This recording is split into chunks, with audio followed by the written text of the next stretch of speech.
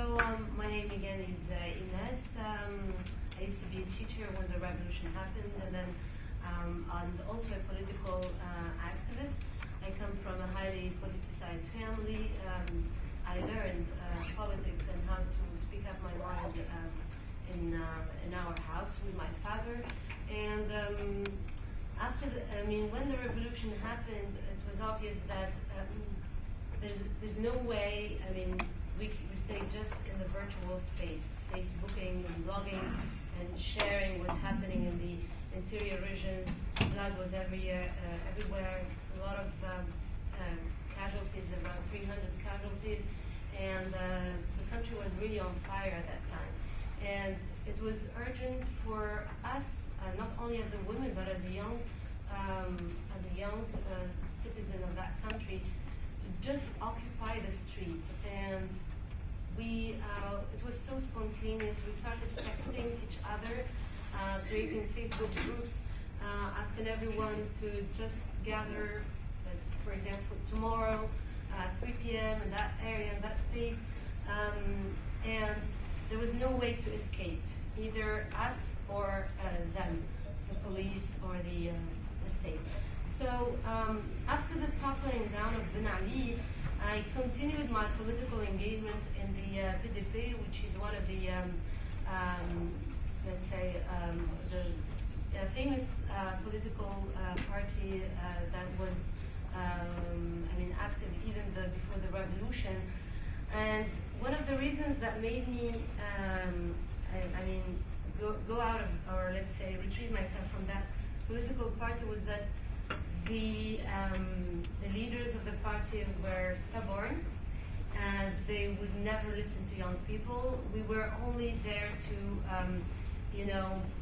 do logistic things. So you do this and that, you prepare for the conference, you do this. So there was no way to engage intellectually or to be in the decision-making spot. So that's one of the reasons I decided, along with other friends of mine who were activists, teachers, to found the NGO Will and Citizenship Organization. We wanted also not to be stuck in the streets, not just demand and ask and be excluded. We wanted to be inside the decision-making spot. We knew that through NGOs, governmental, non-governmental organizations, we could gain credibility more than political parties. We could advocate and voice people's aspirations more effectively. And we wanted to work more on human rights because I'm not going to say like sheep, but we were not allowed to speak our mind in the past. Speaking or even making a joke about the president was forbidden, was scary, intimidating. So stressing the importance of freedom of expression, of being a citizen, fully citizens, and embrace the new situation of Tunisia was important. And the most important thing is that being from the south,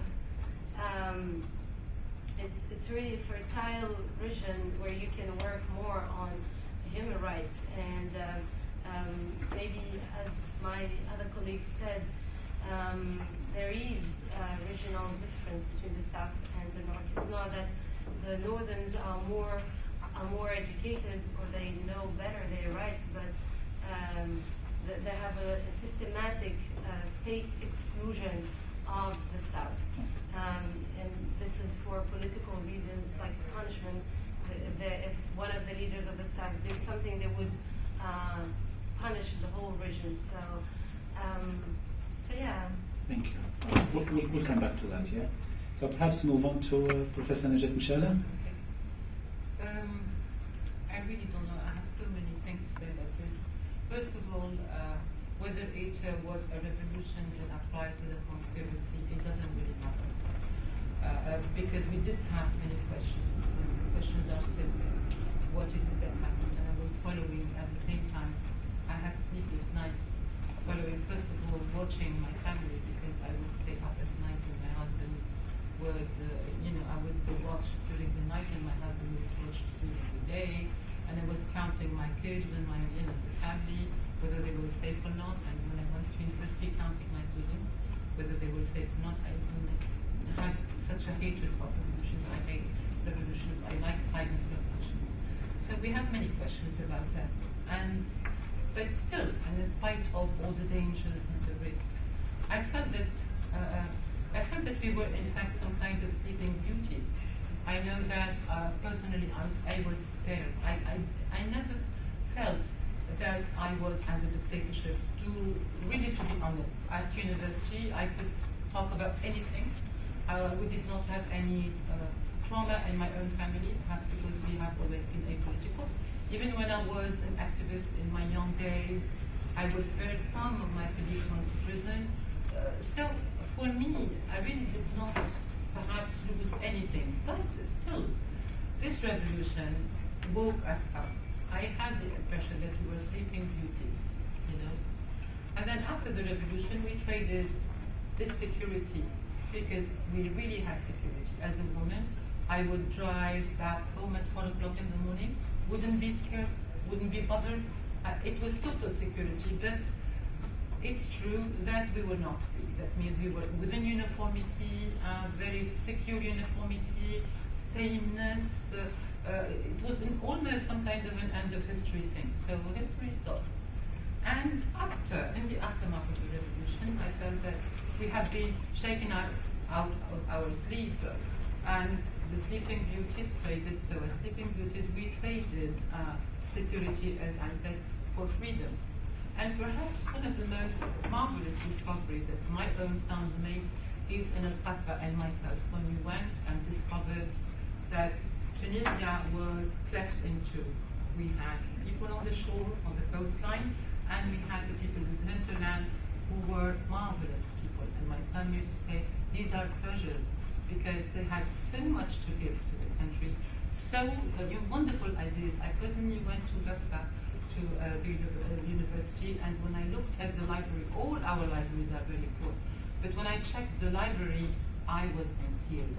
They had nothing, but they had these wonderful ideas. And so I decided to give my library to the University of Gafsa during the revolution. So as I said, it is true that we were totally mystified, and now we have been shaken out of our slumber.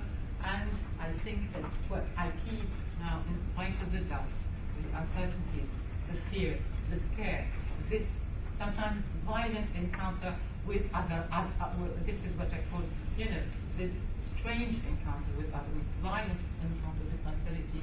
Still, I feel that we are all participating in some kind of a common project. And I feel that we are learning skills. Every day we are learning skills. The skills to accept the other, to listen to the other, but we are also learning other things about ourselves. And I think that it's a wonderful, wonderful adventure. This is the word I was going to say. Thank you. Thank you, Najat. So we'll keep the ball rolling and move straight to Lamia. I have lived through three uprisings in Tunisia. The Black Thursday of 1978, when I lost an uncle, and that has made me and my family, completely separate from Tunisian politics. We didn't want to have anything to do with the government, anything with politics. I've never been an activist, and I want to emphasize on this point. And I'd like to say then I lived through the great crisis of 1984 when I was in high school, and there have been a lot of shootings. And we heard about the Gafsa, crisis, but I did not see anything because it was in the deep south.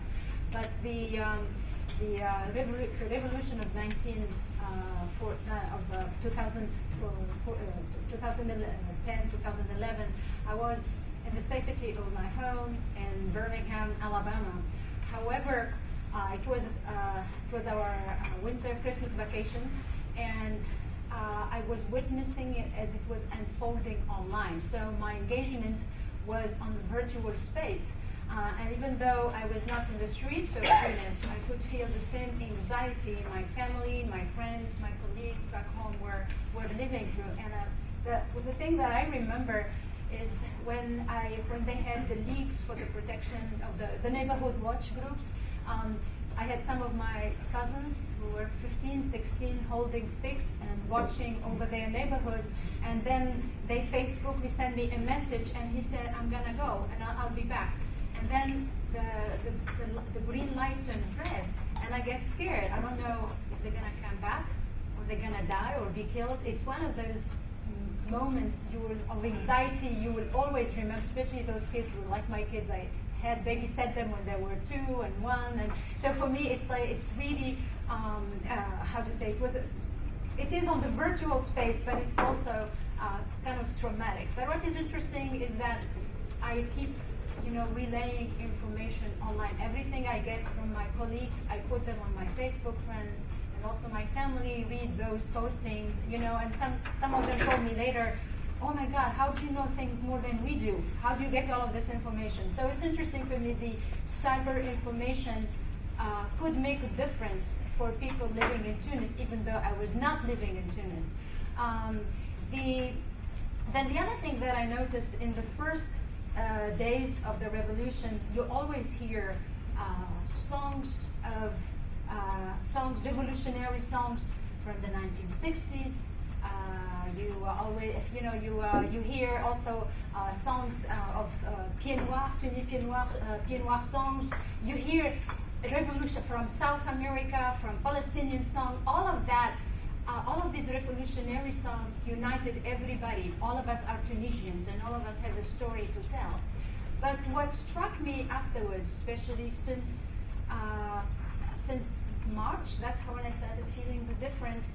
All of this, this ideal cyber community that existed at late December, early January, has disappeared. And instead we started seeing, a shift in the type of songs we post, and we started looking at, we started this battle, the Islamists versus the secularists, the songs, and now you could see interesting. So in the beginning, we were all Tunisians, and those songs provided, a bridge, not only between people from different classes, but more important for me, from people of different generations. For the first time, we go back and listen to Barbara, and we listen to May 68 songs. So for me, slowly, with all of the fight over elections, all of that cyber ideal community has disappeared, and we see more and more frictions. Thanks, Lamia. Leila, over to you. My impressions, I think, cannot be separated from my sort of analyst aspect. I've been interested in looking at activist women, so secularist women, until you reach jihadist women. So all those colors, secularist, Islamist, and jihadist. And within this context of the post-revolution and transition, etc., the distinctions that I used to make between the three categories, so secularist, Islamist, and jihadist, are getting more and more blurred, because I come to realize that aspects of modernity, for example, are common to the three of them. So, for example, if you look at niqabi women, jihadist women in Tunisia, they wear the niqab, the full face veil, but they refuse to stay at home. They go out. Even some of them fight next to men. All of these are aspects of modernity, and I'm trying to understand whether this is a new strategy for the global group, or is it due to the Tunisian context, for example. Now, if you look at the Islamist women from the Nahda, even though Nahda contains a segment in it which is close to Salafis and fundamentalists, most of it has been sort of Tunisified. So it's no longer, I think, a Muslim Brotherhood organization. It has become so much Tunisian by much of what has been doing, like consensus building, this again, modern aspect of women activities, that how much these women believe in equality, even though they want it as well to be going hand in hand with sort of different role to men and women within the family. So all of this is evolving, and as a researcher, I am myself every day confronted to the same subject of study, but I'm seeing the sort of frontiers that used to make my work comfortable previously becoming more and more blurred, but in a way which is very much challenging. Thank you. Thanks. Thank you. Well, actually, I think that personally being interested in different questions, I've been active writing in local papers for the last 10 years. And most of the times when I write about something, my colleagues come, even my teachers come telling me, I don't think that Ben Ali is aware of what you are saying. I think if the day he becomes aware, he would imprison you. It's very simple. Of course, Ben Ali had a very good police state, but it's just because I was talking about quality and quality in education, and education was not an interesting topic for a dictator like Ben Ali. The day I heard in Al Jazeera and over the social media that Mohammed Bouazizi, who set himself on fire, was a university graduate, it was very difficult for me to accept it. I was questioning myself all the time. How come we are educating young people who actually would like to commit suicide in this way? And I was on the streets on the 10th, the 11th of January, or the 14th of January. I was part of all of these people in the streets in order to, as the young people said, feel the vibe of the revolution. It was excellent moments in my life, personally. I was engaged in politics after the revolution. I was in a party. I was heading the youth section. I was heading the education section. I was a candidate in the elections. I was trying to be active and understand what's going on in my country.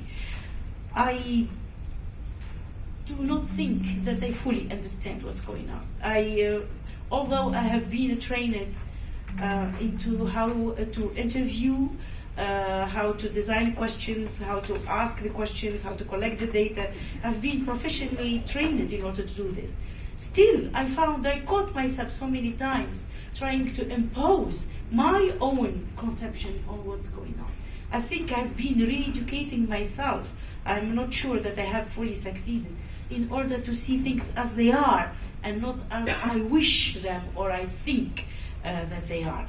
There are plenty of questions still just trying to be asked and plenty of things still being researched.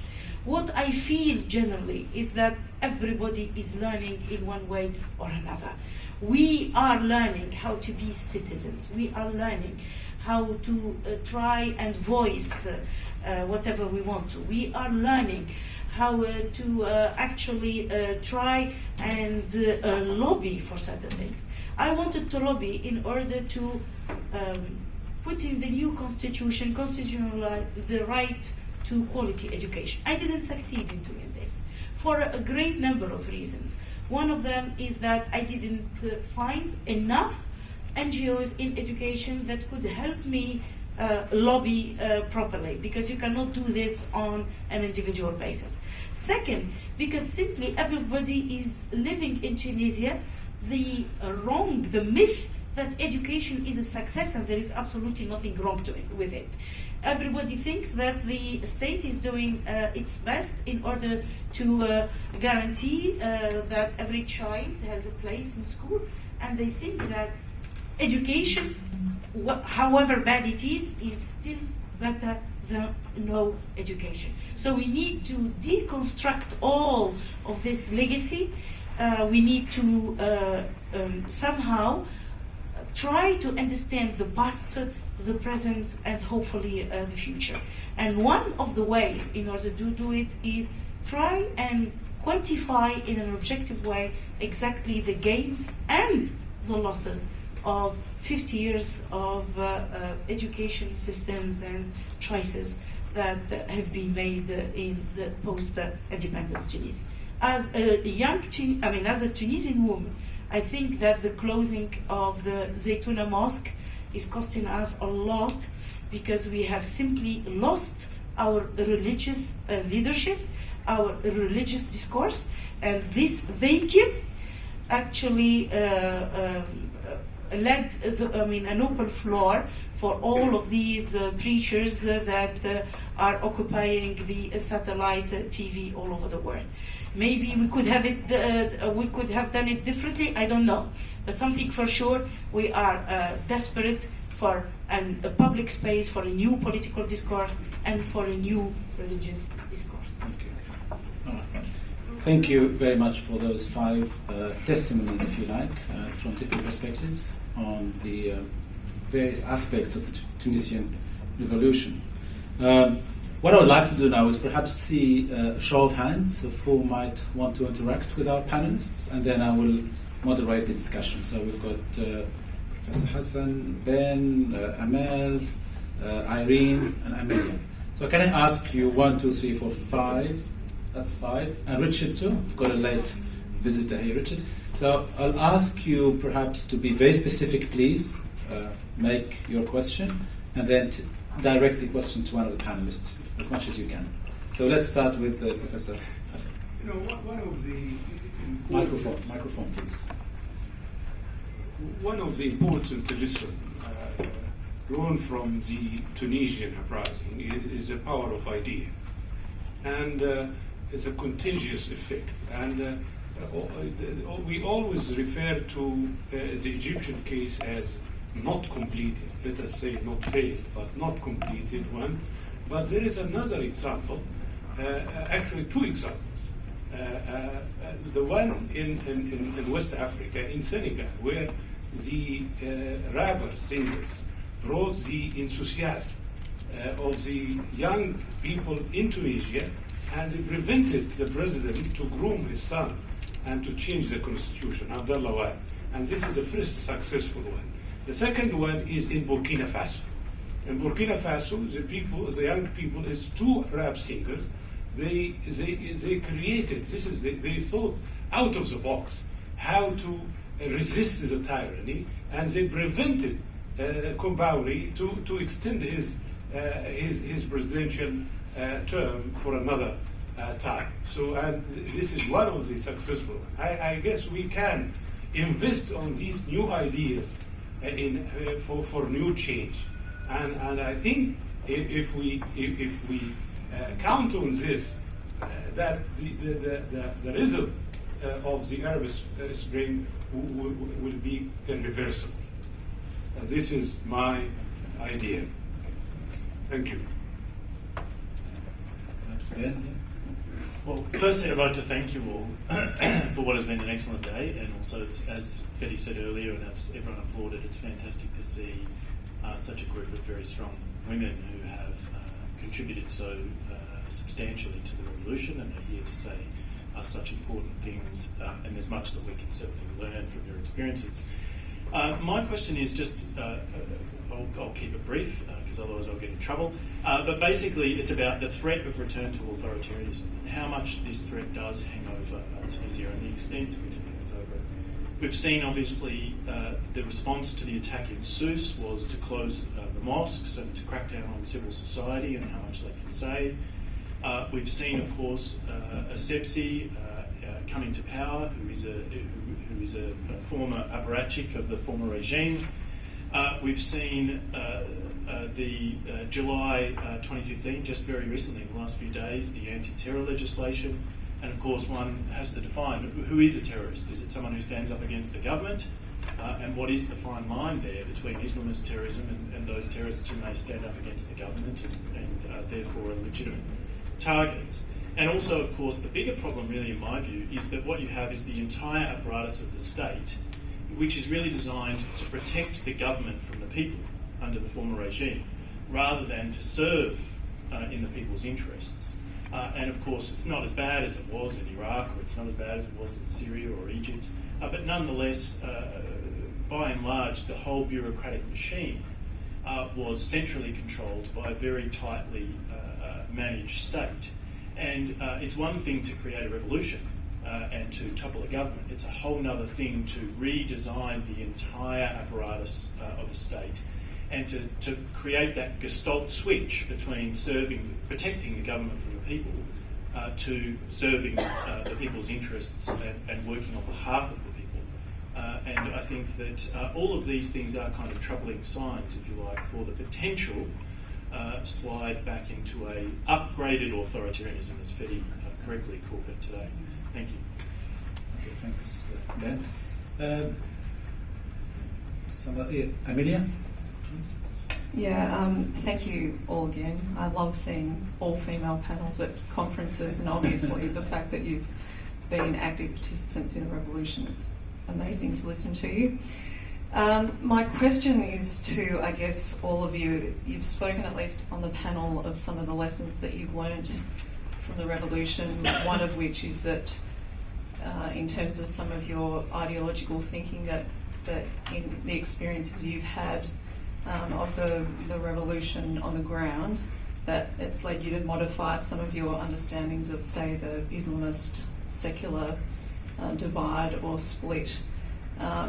You've also mentioned some of the lessons you've learned about some of the regional distinctions and which intersect with class as well. That some of the female leaders in the cities were, had intellectual elites, and that they were driving the revolution in a particular way. That perhaps women in some regions, the rural poor, had more of were more religionist perhaps in their orientation, and had a different point of view that came from that. So my question is, as female leaders, as you all are, how or what kind of strategies do you see or think might be important in terms of engaging women from those regions, the rural poor, who also have a stake in the future of Tunisia? How do you see the importance of engaging those groups? Thank you, Amelia. I think I'm going to stop there with questions, and I'll come back for a second round of questions. And I would like our panelists to each please address only one question. Let's not try to answer all the questions, each one of us. So whoever wants to... Ben's question? Yeah, you can. Najat, with Ben's question. Yes. It is true that we are all watching, because we know that right after the revolution there was also the danger, especially after the first election, the danger of theocracy replacing autocracy. So we know that we have to stand up every time, and it is true that people are still living within the framework of the state providence, l'État-providence, and patriarchal also state, which provides a state provider. And this is why even today you do hear a lot of nostalgia for Ben Ali's regime. They say, and previously we were very happy, we had enough to eat, we had this and that. Okay? But there is so much to do. I know personally that, for example, let me begin with the police corps, which was perhaps one of the most terrible instruments of Ben Ali. It was very much like the Savak, the Shah. They know everything, they are watching, they know everything. There are reports, and 10% of the Tunisian population was formal or informal, police, reporter or mole or whatever. So the police have set up a union, and now they are being trained to be Republican police, because they realize how much people hate them. There's so much hate them, and they don't want to be hated anymore, and they don't want to be instrumentalized anymore. So there is a lot that is going on in terms of retraining people, establishing a new culture of democracy. So this is perhaps one of the possibilities of evading autocracy. Civil society is very important, even though we would like to get out of this Manichaeism or this polarity of Ennahda versus RCD, the former regime. We've had enough of this. And this is why people are leaning very much on civil society, because it takes them out of that, gets them out of that polarity. But I think that we have to be, and there is another issue. I think that I have ceased to think for years now that politics are done internally. I think that we need also to think of the geopolitical larger context, of the pressures, of the lobbying, of also economy is extremely important. So maybe because of the economic crisis and because of terror, they might exercise, be more securitarian, but people do accept that. Regarding the law on terrorism, public opinion was waiting for that and patiently. But what people propose, especially the leftists and the humanitarian activists, is death sentence. They are against death penalty. So death penalty. All right. Thank you, Najat. Who wants to? Yeah. Laila. I'd like to answer Ben. Ben's just been answered. No, we really have to stick to this. Very short answers, very short very questions and answers. Otherwise, we'll be repeating the same stuff. Yeah, maybe something that was not said. The mosques that were closed down were not any mosques. They were mosques that were not under the control of the Ministry of Religious Affairs, and these were mosques controlled by violent Salafis. So it's not closing down mosques, but closing down mosques where arms were found, for example. The fact as well of referring to Sepsi as an apparatchik of the former regime, he worked under Bourguiba but not under Ben Ali. So I think there's a way, I think, of looking at things in Tunisia in a sort of dichotomy. That maybe sometimes does not see the complexities of the situation on the ground, but certainly the anti-terror law poses challenges, because today, if you say a return to authoritarianism, it means that there is a democracy. There is not a democracy. There is the institutions of a democracy that need to be materialized. So what is at stake in Tunisia today is strengthening the democracy, protecting it, and not returning to authoritarianism or whatever. Thanks, Laila. And I really would like you to address Amelia's question and Hamdi's question too. So who wants to be very brief, please, yeah, to the point. So Amelia, you mentioned what can we do as academics to tackle the issue of poverty, social, regional disparities in Tunisia. And I think this is why many of us are here. Personally, this is why I'm here. I'm advocating that if we get any support or any international aid, it should be something that would be used to support, endorse economic development in the south, northwest of Tunisia. I happen to be from the northwest, known as the KGB. KGB, but it means Kef Jandou Babeja, but it means all of these Zeroites. So it has this identity of being in. We call ourselves the Zapatistas of Tunisia, meaning indigenous people. All of our natural resources are taken to Tunis, especially the water. We are the richest agricultural area in Tunisia. All of our water, all of the wheat goes to the Sahel, to everything, to Tunisia, and we have nothing back. No jobs, no factory. Even though we are the richest area from an agricultural perspective, the School of Agronomy is not in the agriculture. So what we want to have back is actually, that's why we want to have self-governance in those areas. This is why I'm advocating this, because we gave a lot and we get nothing back. Not only it's our natural resources that are being distributed to the rest of Tunisia, but also our children. When we talk about the martyrs, we don't mean those who killed themselves in Syria, but also the Tunisian police. Most of the Tunisian soldiers and police are from my hometown. And why? Because they are poor. The only means for them to survive is to join the army. They are underpaid. but this is their means. This is the only way they have to support their families. Okay, So thank you, Lania. I have to move on. Thank you. Really have to move on. The last question was from Professor Hassan, actually. Anyone wants to? Please, Professor Hassan, correct me if I am wrong, but I felt that you are drawing our attention to the fact that Tunisia has been the inspiration to many people. Those two examples you mentioned about African countries are... This one is no good? Sorry. Sorry. It's about inventing new ways of resistance. So, for example, in this country, they use these rubber things. I know that Tunisia has been an inspiration to a number of African countries.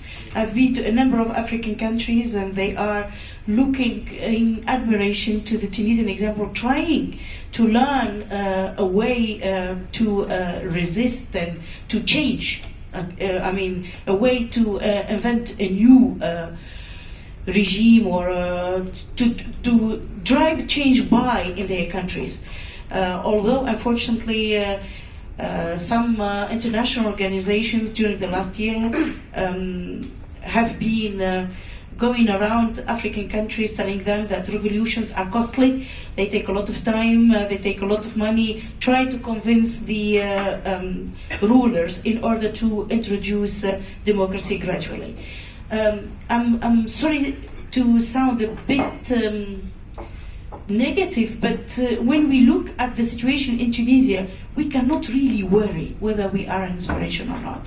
We want to fix the situation so badly, and when I hear all these young people, they do not mind that the democratic transition will take time. What they really mind is that the democratic transition goes in the right direction, and especially we go along all the way without stopping at the form of democracy which is not up to their aspirations.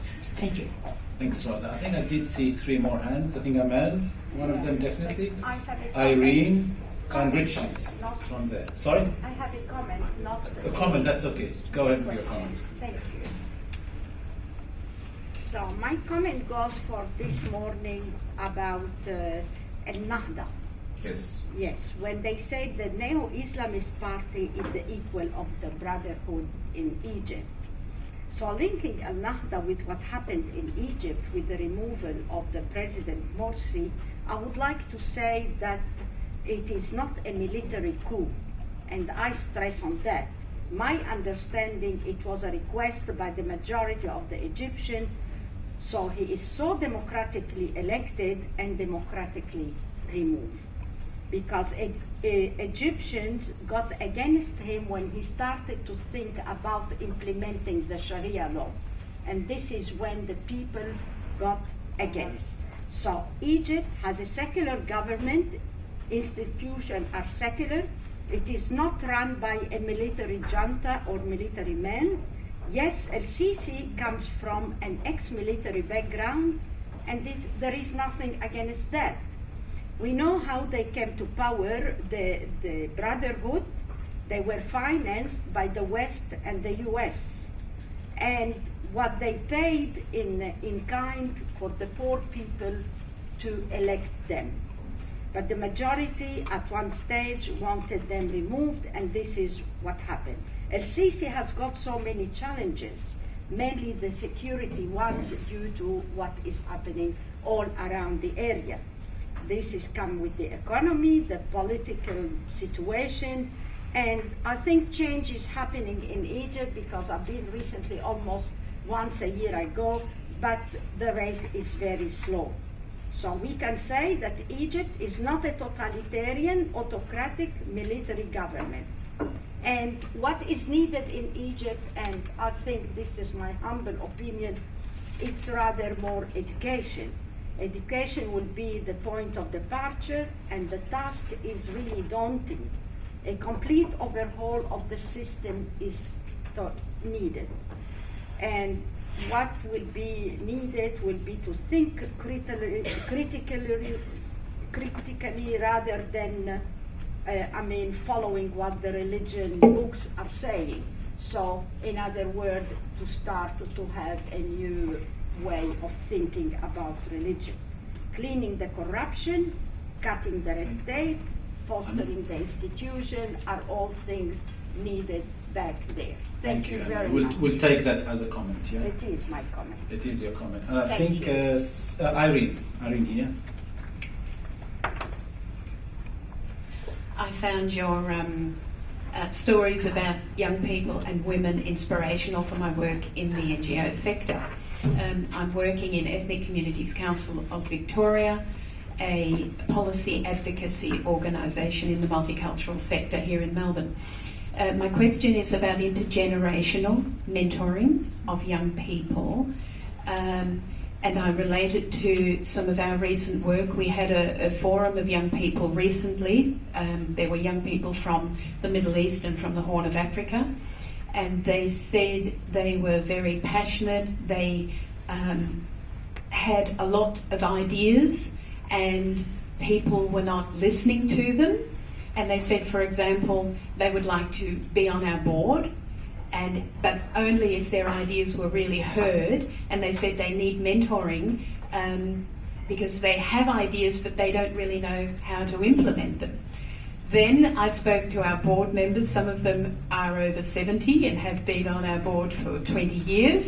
I don't know if people these days would like to be on a board for that long. And they said, yes, we would like to have more young people on our board and mentor them. For example, we would mentor them for 2 or 3 years and then get them ready to be, for example, office bearers. Now I see there's a difference in generational attitude. For example, my daughter in her 20s said, Mum, don't you realise 3 weeks is a long-term relationship? And so my question is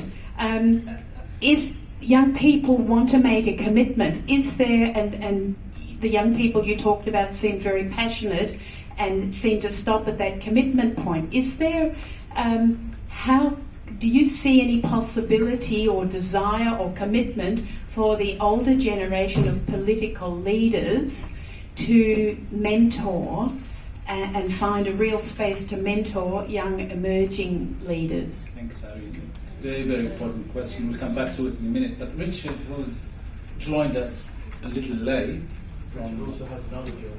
Who also has another job, by the way. That's why he reminds me, colleague from University of Melbourne. So, thank you, Fethi.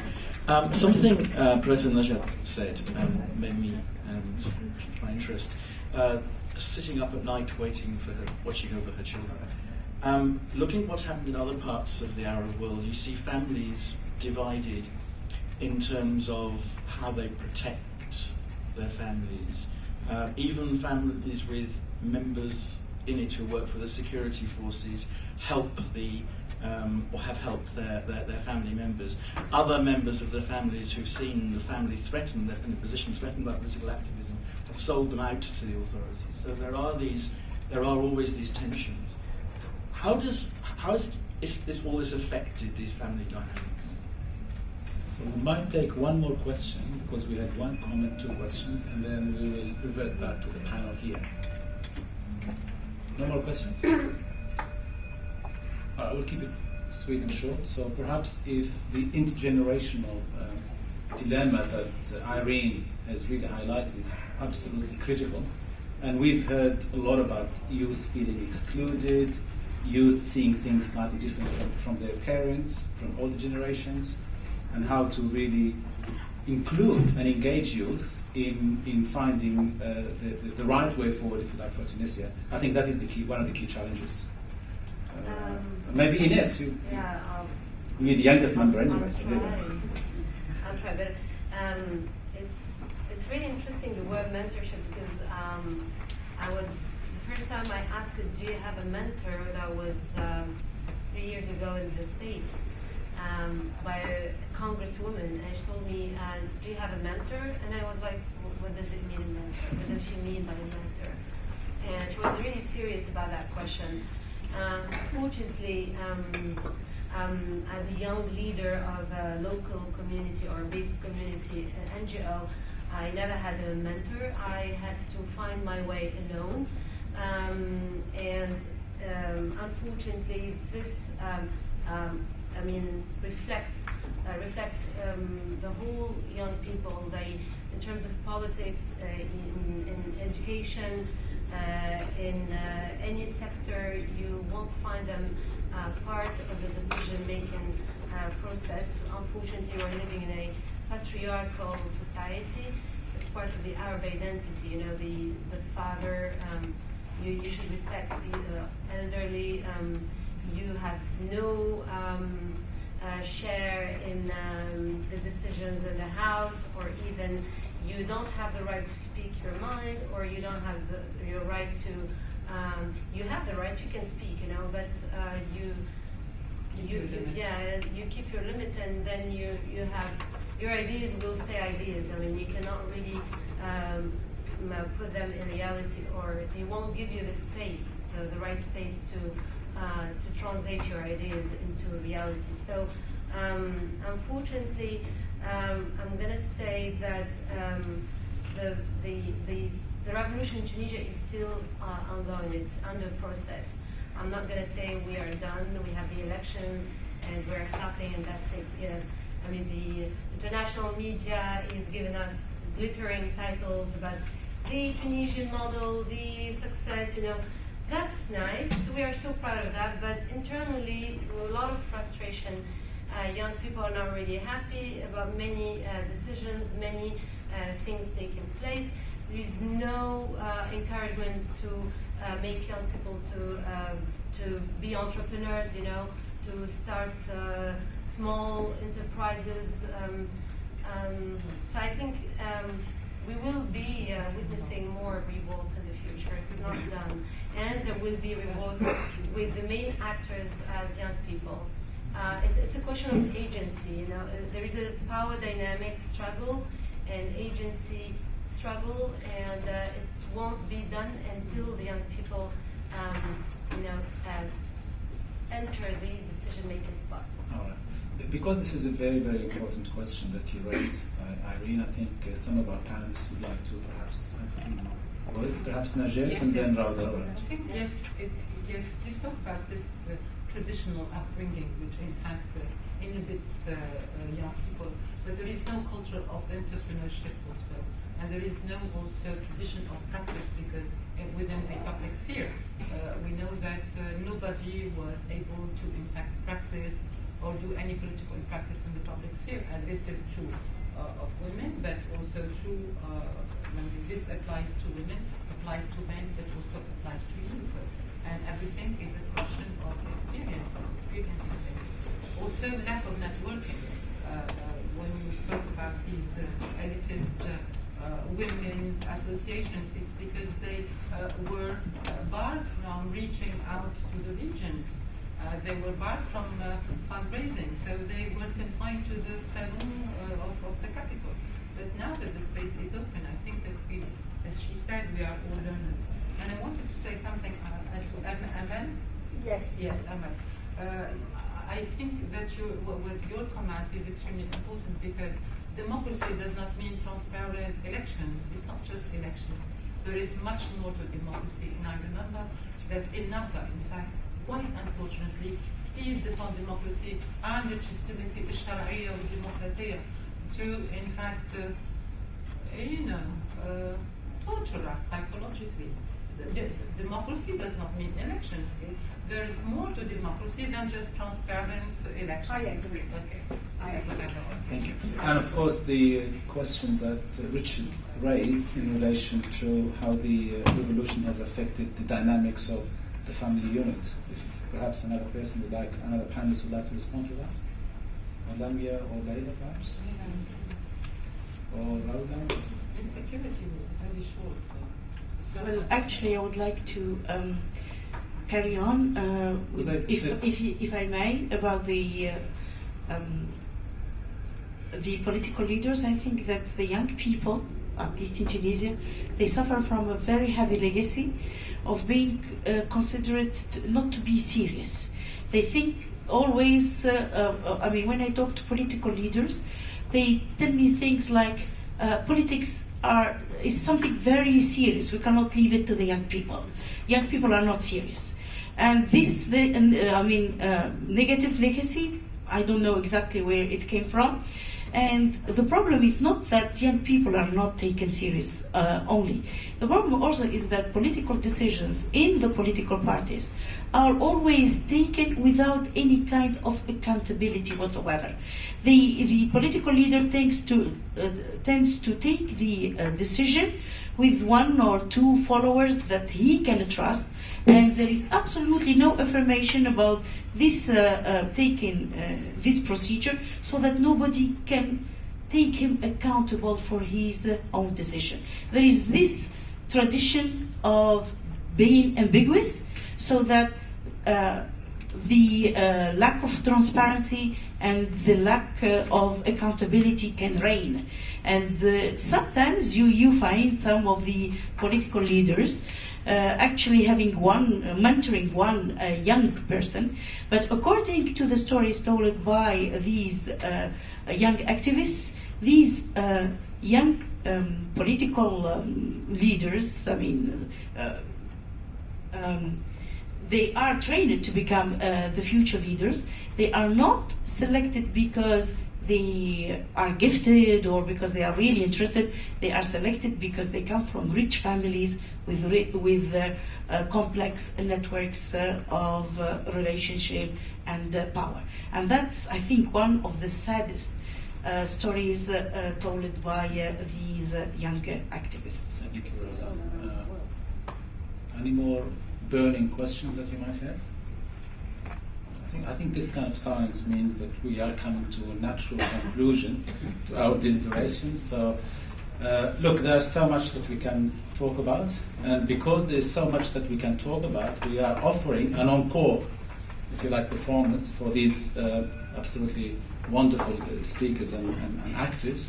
So we are holding tomorrow at Deakin World Campus, not here, a workshop with our international visitors, and the workshop will be really to discuss and explore more, perhaps contextually, more meaningfully, the topics of civil society, women and democracy. So that's a workshop that's much more interactive, much more brainstorming ideas and playing with particular scenarios. So you are all welcome to attend, and if you would like to find out more, talk to Kayla here. Look, thank you very much, our panelists. I think everyone here has enjoyed your input, your contributions. We certainly appreciate the long travel. Some of you coming all the way from Tunisia, but some others have flown from other places. I think, we won't have a separate concluding session, if you like, but in concluding and in reflecting on your various contributions, I think it's fair to say that, yes, it is an ongoing process. It is not a complete process. It is not a pretty and easily characterized process. As a matter of fact, it kind of incites all kinds of perhaps characterizations and depictions and analytical frameworks.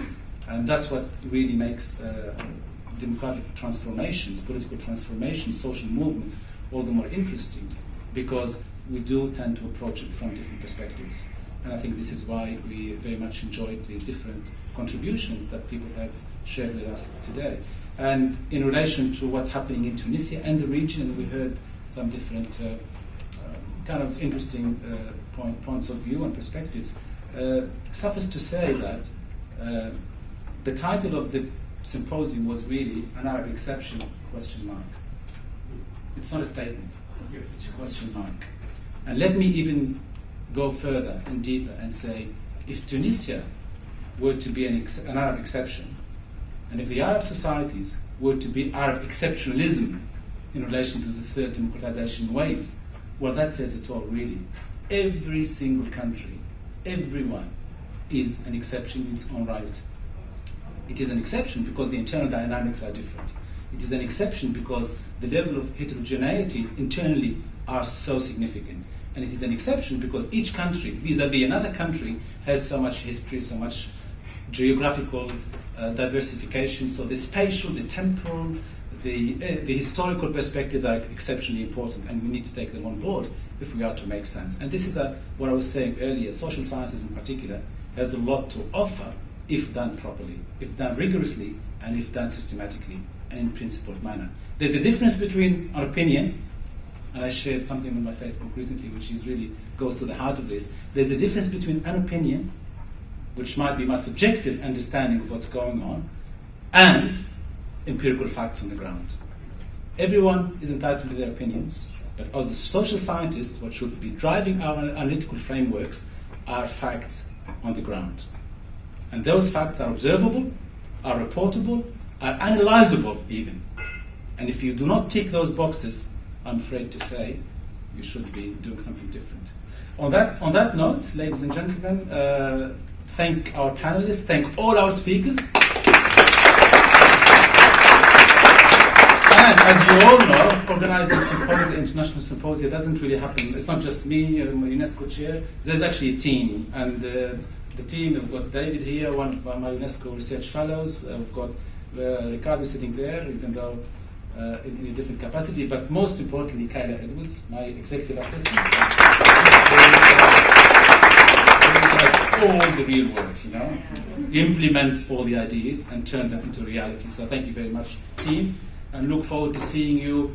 Actually, Kyla said, remind people of the UNESCO Chair oration. We are very, very fortunate and very flattered and humbled that on Wednesday, the third annual UNESCO oration to my chair will be delivered by none other than Dr. Rigobert Menchur, the Nobel Peace Prize winner. And it will be here.